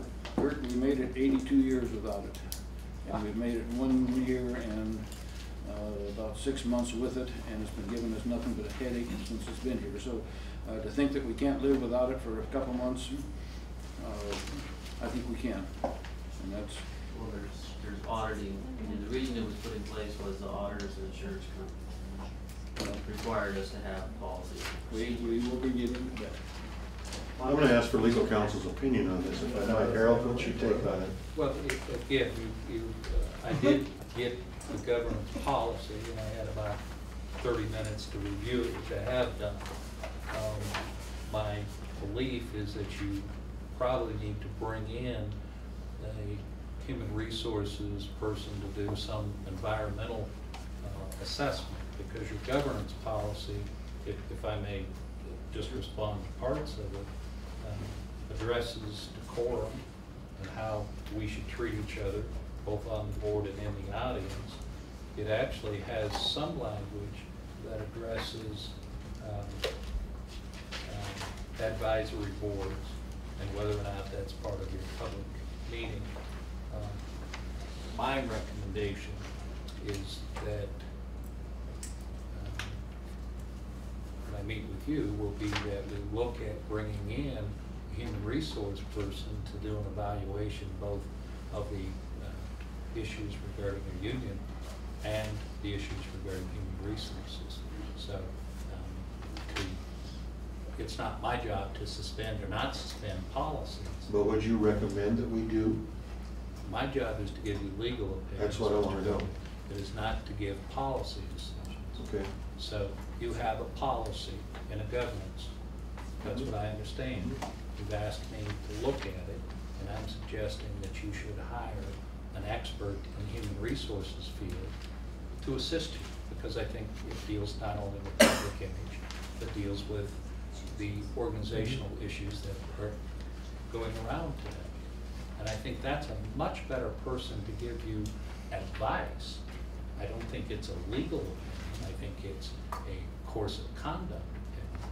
And I think you should have a human resource person do that. I think it's more efficient and beneficial to you.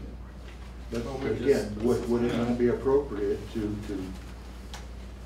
maintain the governance policy until we have this human resources person come in and deal with this and work through the changes?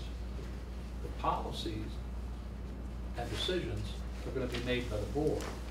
I can give you legal opinions, but I can't give you how to set policy. So, well, the reason I asked is because within that policy, I give direction to the staff. Without that policy, they have nobody giving them direction.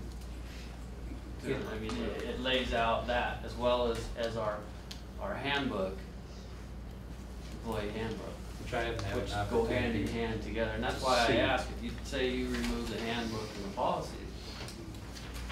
there's nothing for me to operate my staff in giving them correctional guidance when I don't have any guiding use. Kurt, you. That's all I'm asking. Yeah, I understand what you're saying, but like I say, you operated for a number of years without this policy. This was brought in 2010 in the fall, and so it has not been here for a long time. So, I'm not bringing in any other ones, sorry. So, to say that we can't get along without it now, and you've gotten along with it all these years, I don't feel it's a justification for it. So basically, I mean, if we just tell him, you know, we ask him to be our, I mean, he's our manager, right? Well, and if we ask him to manage our people, and doesn't matter now. Well, I think that's the way he was hired. Wouldn't you think? I mean, I'm sure, it wouldn't take a. I'm sure that that's in his description. I'm sure that's in his description. I mean, that would be my thinking. Further discussion? It just seems Go ahead, Ron. foolish to kick the legs out from under the governing policy that we follow until we've got something to replace it with. And it leaves everything open to your dictatorship for you to do whatever you choose to do whenever you want to do it. So I have a real problem with that. We will be following Robert's Rules of Orders, and that's what we stated right from the start here. And so, like I say, we've got by over 82 years operating under that assumption. All those in favor of the motion say aye. Aye. Aye. All those opposed say nay. Nay. Okay. Carry. There's no policy at all now. It's suspended until we have a chance to bring it back. Well, I mean, yeah, I just, Yeah. I'm trying to figure out. We're right now like we were a year and a half ago. We worked just fine. Yeah, it doesn't make sense, I guess, so. I know your There's opinion. too much It controversy. We got and we've got Robert's Rules of Order that we follow. And we've got Robert's Rules of Open Order. Public Meeting Acts that we follow. We've got all these other handbooks that we got. So I don't think we're going to find that there's going to be a big change at that point in time. Okay, we're asking for the approval of the minutes of the January meeting. Have you had a chance, both of you, to read it? Which minutes? The January meetings. Yeah, but you redacted a copy, and then we've got the original minutes. So which ones you took? I'm bringing it up for discussion right now. We're talking about the January minutes. All right, I would move that we accept the minutes as submitted by our board secretary. Second? You know.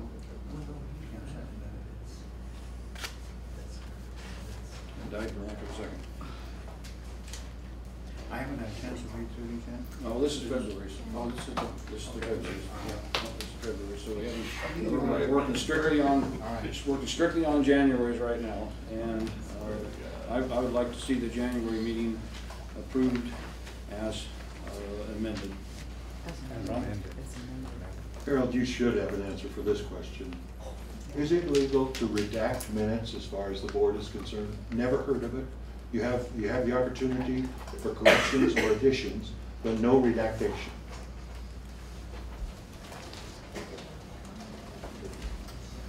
Minutes are defined as that portion of the meetings which are identifiable by either action or consent. What I see today is apparently a transcript. This is what we're The at. board, I think, makes the policies in terms of what it's going to dictate for minutes, and then the board approves those. If you read Robert's Rules of Order, published minutes require all of the things that have been put in by the secretary. I mean, we had this argument last meeting, and unpublished minutes don't. They can be abbreviated. Published minutes have to. I read the report, but Mr. Hansen just chose to Well, let me read it. Can I read it? This looks pretty official to me, and I'm not making it up. Isn't it necessary to summarize matters discussed at a meeting in the minutes of that meeting in order for the minutes to be complete? And the answer, no, not only is it not necessary to summarize matters discussed at a meeting in the minutes of that meeting, it is improper to do so. There you go. Minutes are a record of what was done at a meeting, not a record of what was said. So that's what I said. Yeah. No. You don't have the right to summarize it, you don't have the It's not a right to record. redact it. Exactly. We're saying it's a You don't have that right. it's a record of what was done. You don't Not, have that not, right. it's You not, it's not you a don't have transcript. you don't have the right to summarize, it just said so there. And that's what you've tried to do, you've tried to condense it down to where the parts that you spoke out of turn. You call that? I'm telling you that you don't have the authority to redact the minutes, period. I think we do. We can amend it if ever we can, need to amend it to. If you'd like my recommendation, it would be to bring in an HR person to do it. That would be my recommendation. It's right here. Do you feel that we have the right to shorten these minutes? I think that the board, elected officials, have an obligation to succinctly state what went on and approve that board minutes.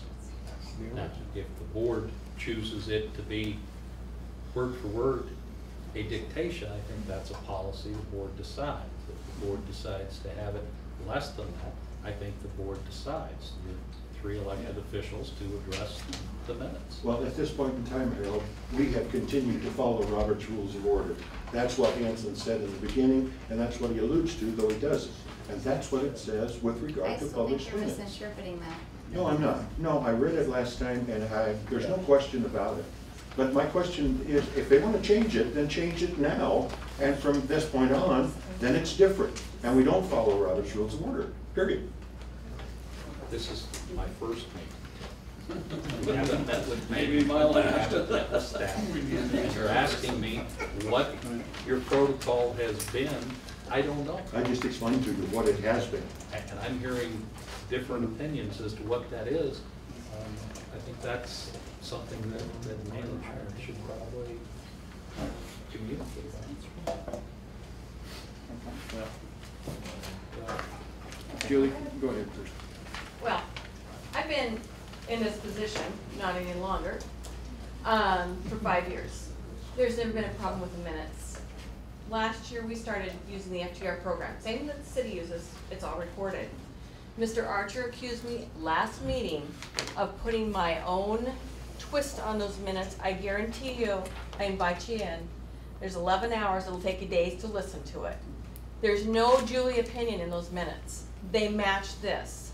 If they match this, and that's actually what took place in this meeting, and they're not verbatim, or they'd be 250 pages, I can guarantee, why is there such an issue over it? Well, go ahead. My issue is I'm in this thing for 2 years now, and I have never seen anything, and I've been to a lot of meetings, and there've been some fairly long ones, maybe not as long as them two, believe me, not even close. But I've never seen anything that, I mean, the most meetings I've ever read has been probably 2 pages, maybe 3. Am I correct, Gina? You're talking about an And hour now- meeting versus an 11-hour meeting. Well, I know, but Big if you, difference. if you take this 76 pages and you divide that by an hour meeting, I mean, you're talking,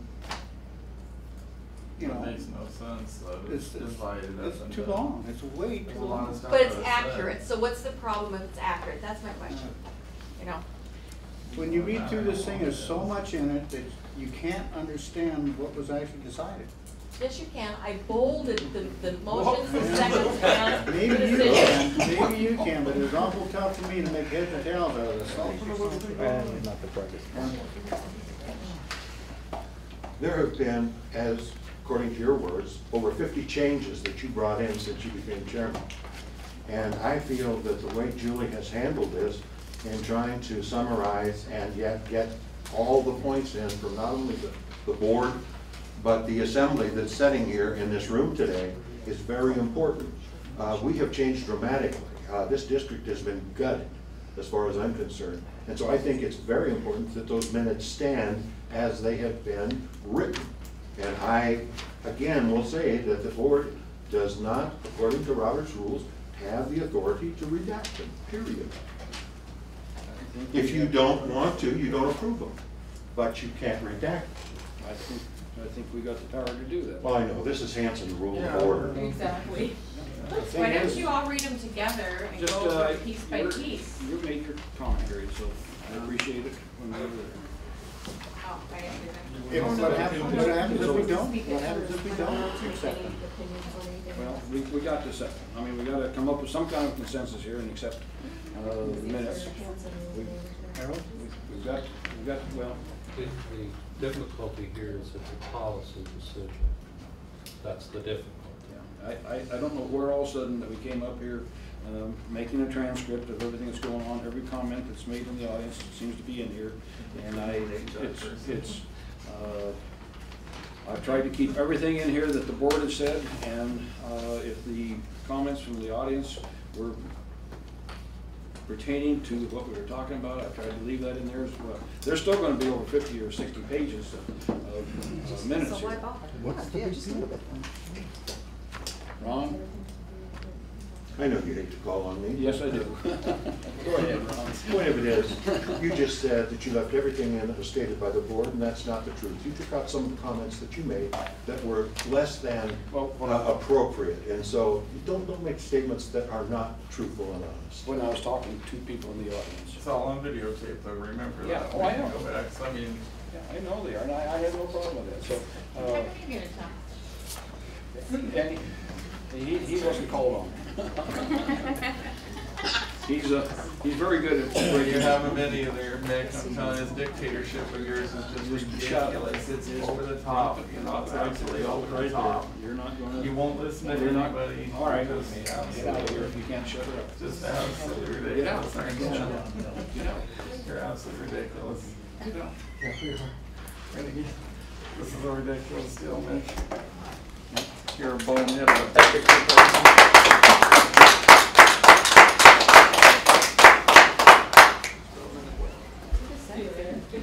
We have a motion on the table.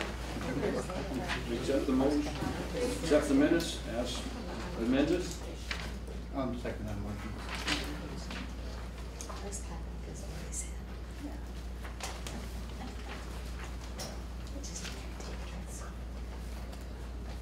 Is that the first part of the, I mean, that was the motion? Yep. That was the motion, okay. I thought we already had one. Oh, I have it, here it is. Oh, Rich actually made it 7 minutes as presented by, that one, never mind, that was from Cody. And that died due to lack of second. And then Rich said, no, sorry, I didn't get that. No, it was approved as amended. Okay, Okay, all those in favor? Aye. All right. Aye. All those opposed, say nay. Nay. Motion carried 2-1.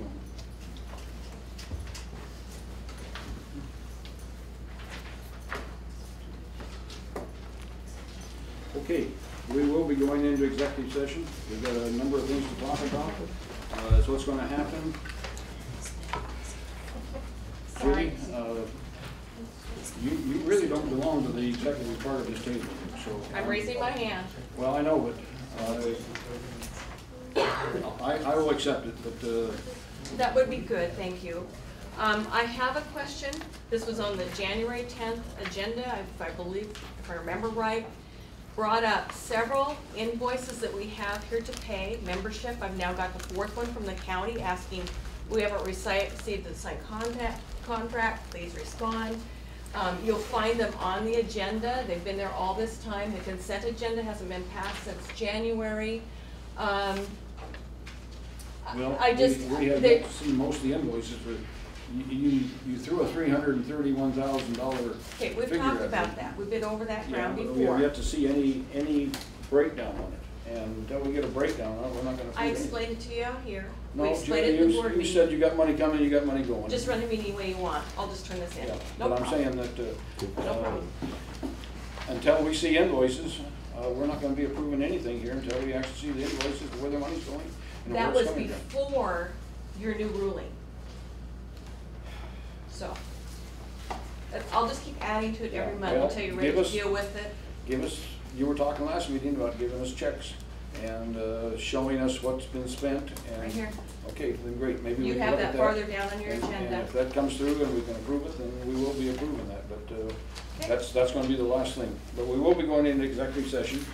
We'll be talking about a letter to the Moses Lake, the claim that's filed there. We'll be talking about personnel, and we figure it's gonna take somewhere around 50 minutes. When we come back, we'll be discussing them in open and make any ruling that we have as far as anything that we discussed during the executive session.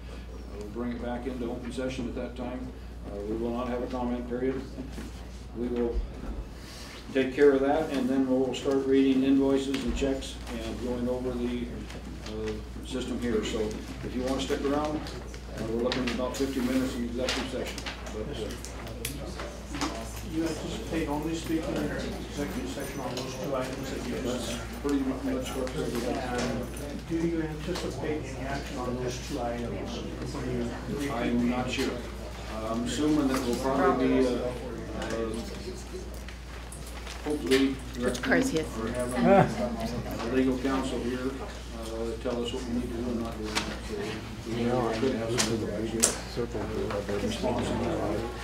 The purpose of bringing the open meetings back is so that I could give them legal advice, they can dissect that, have a public meeting and make decisions if they care. I don't know what they're going to do, but that's the purpose of keeping the meeting open. As a matter of law, I believe, when they go into executive session, there's three questions that need to be, or three things that need to be proclaimed. One is what's the reason, then the second is anticipated time, and the third is whether or not you anticipate taking action when you're done. And all that's going to do, that's the purpose of coming back to our meeting. And so that's 1 hour? 50 minutes. 50 minutes. That's fine.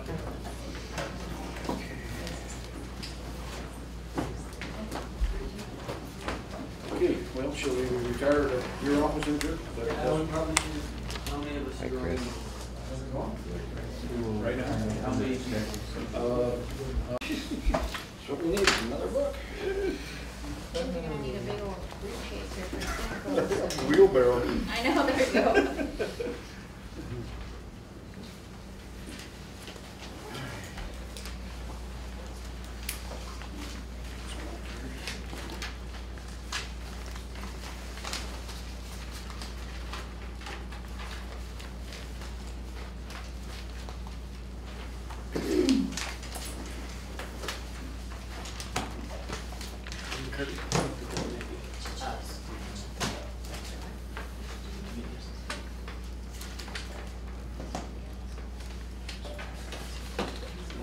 Remember to turn it back on. Yeah, that's the sign-in sheets from tonight.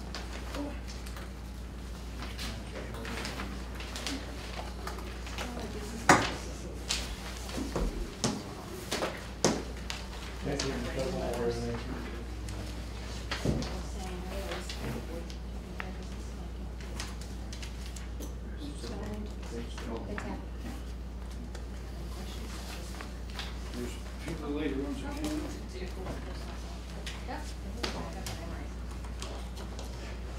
Decided to show up, huh? Well, you know how it is. You ever quit working? When you do. Yeah, well, you start a lot earlier and you work a lot later than I do, I guarantee you that.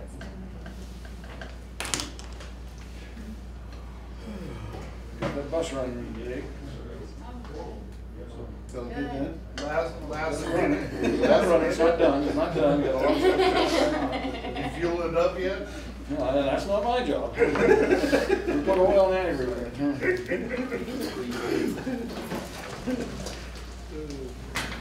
a big chunk of money nowadays. Well, we're making it pretty easy. Go ahead and call the meeting back to order again.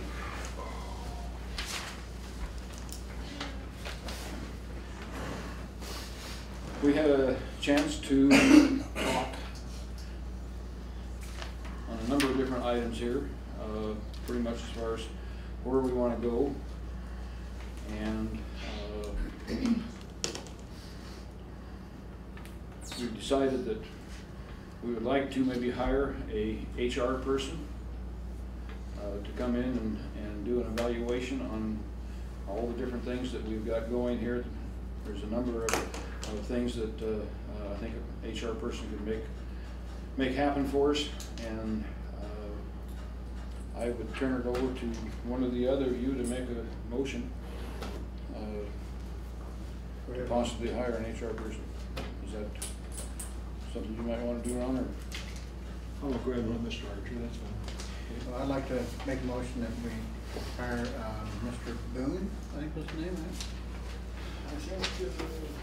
It's Larry. Larry Boone. Larry Boone. I'd like to hire Larry Boone under the direction of Mr. Carpenter, our manager, to do a environmental assessment of MLIRD and report back to Kurt. Do you not want to put an amount Oh, on I'm that? sorry. We'd like to put a $5,000 limit on the amount of money that we're willing to put against us. Can you spell Boone? Just B-O-O-N-E. N. You have the motion. Okay, the motion's been made. Second? I just did. Second, okay. Moved and seconded. Kelly, would you go ahead and read the motion back to us there? Mr. Archer made a motion to hire Mr. Larry Boone under direction of Kurt Carpenter to do an environmental assessment of MLIRD with a $5,000 limit. Very well. Open for discussion. Okay. All those in favor say aye. Aye. Aye. All three of us over that. Okay. I think we are at that point of the meeting that we did discuss the letter to the city of Moses Lake. This time we're not going to be taking any action on that. We felt that they received a letter from the insurance company, and that'll be the extent of what happens on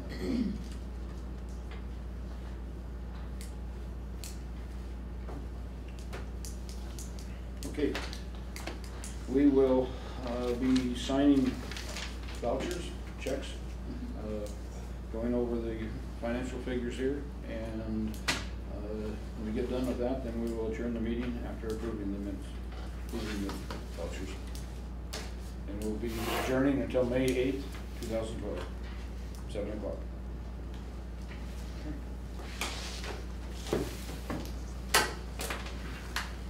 Can we, Yeah. do we have how much money do we have again? Have they got that figured out, or? Money for what, Mike? In the budget, how much? Well, did they we ever get that? approved the budget. We approved the budget, and I can give you pretty much the bottom number on that one. Well, I guess what my question was how much money is in the account as of now, and then how much are you guys signing off on tonight? How much is in the account vouchers tonight, you mean? Yeah. How much is on the account tonight? Mike, I don't think that number's even anywhere they in don't front have of us. it done yet. Not in front of us here. We could give you I'm an not approximate worried about it. figure. I just wondered but, if they ever did that yet. There's been so much money coming and going here that I don't think, unless you got right up to the last minute on the last checks if you were here. But I will tell you. Well, that's fine. I guess I have one quick question. I'm sorry I wasn't here. I couldn't make it earlier, but I see there's bids for the Parker Barn telemetry. They got the information for you, and it has not gone. They do have the information, because I've been in here twice. The last time I was here, they told me that Chris didn't have it sitting here, but I could come Monday and get it. Well, Monday morning, I'm sorry, I can't make it whenever, so. Check with Chris. For the record, me and Mike have called him, gave him the serial number that he asked for from down in the pump station. The information was sent in here on Friday that you came in. I did not give the guys where it was. It was here. They called you back. You did not come back. Monday morning, you said you would be in here at 8 o'clock. I waited till 8 o'clock. I did not say that. I said I would like to be here at 8 o'clock, On my note, But it said you'll be you here at 8 guys o'clock. are at 7. You were not here at 8 o'clock. I waited an hour. I think we've already adjourned the meeting, so. Okay, so it is available though, right? Throw them out there. Information's available. It is. Anyway, if the stuff's ready, I'd like to have, I guess my question is, I would like to have the same information that the other bidder or the other person has. Yeah, check with them, Mike, and if you don't feel you've gotten that, Okay. give me a call, or give any of us a call. Basically, we've adjourned the meeting. Julie? Just to help you out, if you'd like to answer Mr. Smith's question, go to tab number 4, page number 2. It gives you the ending balance at the end of March. Okay, I don't know if you really No, that's fine. needed it or not. No, that's fine. I did see some of what you were talking there. And And the rest of the story is here. yeah, okay. You did request to be on record. Oh, sorry. I was trying to look at that. I didn't get all the information. I didn't have a packet, so I was trying to look at this. Just saying when Chris spoke, he requested to be on record. So needs to be. What did you say again? I'm sorry. He I just thought it may was a want bunch to be of on art. record, but quite honestly, the meeting, I think, was adjourned at that point. No, you haven't adjourned it. We have not adjourned it? No. Oh, no, we haven't adjourned it. You're right. You're right. We're gonna Sorry, Chris. adjourn it after. I talked about it, but you're right. We have not adjourned the meeting, so. They just You made stated several that the attempts to- information's ready. We called them back, waited an hour on Monday. You did call me back on Monday. I'm sorry. No, we called you back the day after the meeting that you requested, Mike. I know, I was there, I was down in the pump station with Chris, bringing him the number that he called you with. Okay. So, and I don't appreciate being called a liar by. Okay, our let's. I was we here worked twice. very hard. All right, guys, Yeah. we are still in session here, so hold your hands up and let's stop this going back and forth here. And Mike, get back to me if they haven't got the information for you.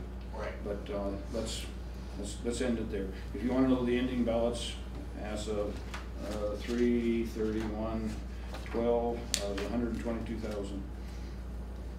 But that tells you how much is immediately in the bank. There's money coming and going all the time there. There's vouchers coming and going. And these vouchers here total how much have you? Oh, I did see a number, I think something like 64,000 or something like that, but So you're still fine then? we're still working on that, so. Okay. Okay, you gave me this.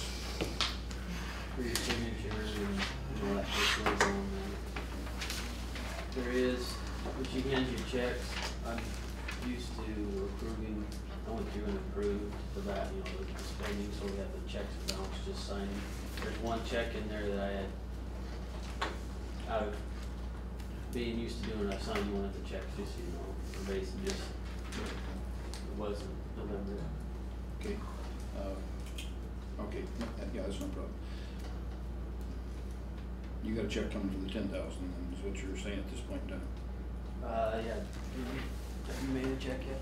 Are you ready for these? Yeah. Is there a check made out for that one? Okay. Yeah, did you get that one signed? I haven't signed it yet, but I'm just asking if the check for 10,000. It's right here. I just wanna keep my stuff together. Get lost, huh? Yeah, we don't wanna do that. Okay. Just needs one signature? You Yes, should be on that that. one. Well, actually, they want your social security number and, yeah, there is a place for 2 signatures. Sorry, there's 4 lines right there. Okay. They want it all.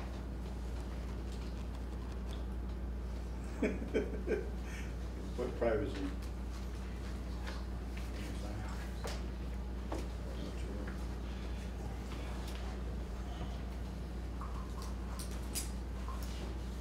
I believe there's a date in there too.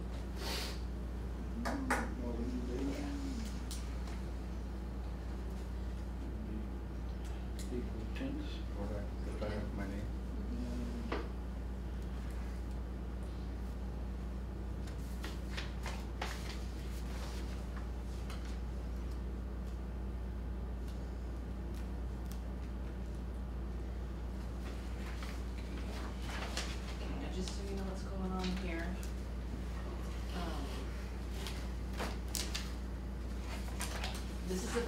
checks that were paid the last time. So I need a signature there, and a signature there in that bottom box.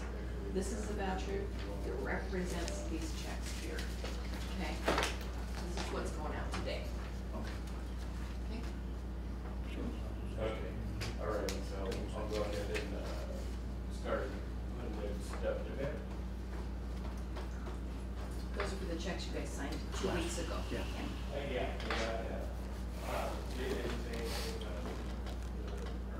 You got a date or two, Jerry? It's dated on the top.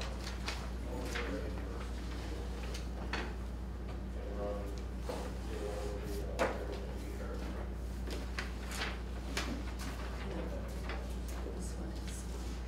Oops, okay. This one right down here is for the staff checks here. Okay?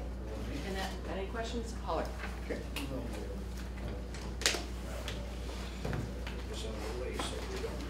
Kelly, for the record, I should put this on there, please. Again, any illegal activities done by the board of directors are null and void upon those actions, and therefore I am declining to participate in the signing of the checks, which is micromanaging the administrative assistant's job and position. So with that, I will excuse myself. Think you're on? Yeah, we'll be here in the morning.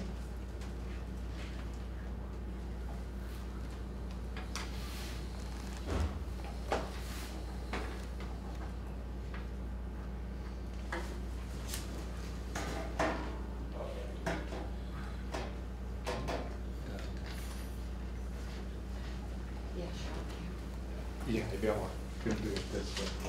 Kurt, can you give me, if you just call my secretary and just tell her when it is good for the two of you?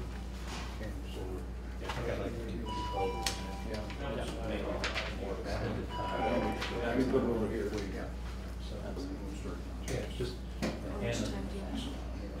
No. I'm being serious. Okay. Let's, how much time do you think we should? You got a meeting, on Thursday. Tomorrow at 10. And you got one on Thursday. Yep. About 10. Or wasn't that next week? Maybe initially tomorrow. We can call and see. Yeah, let's do, Do a I short think one tomorrow, tomorrow. introduction? That's what I'm thinking, if we could have an hour tomorrow to kind of outline where we want to go. And then next week, and I like to schedule on Tuesdays and Thursdays. I don't know how that works for you. No meetings. Yeah, no, I understand that, believe me, But, I understand that. okay, so but you could be, Yeah, let's- let me check the schedule. Sometime tomorrow afternoon, give me an hour, and then next week, look at something that you may have on Tuesday or Thursday, that works best for me. And then we'll just, Anna keeps on, so I'm smart enough to do that. Yeah, I And then she understand. tells me where I'm supposed to be, so it works. I'll look at the morning.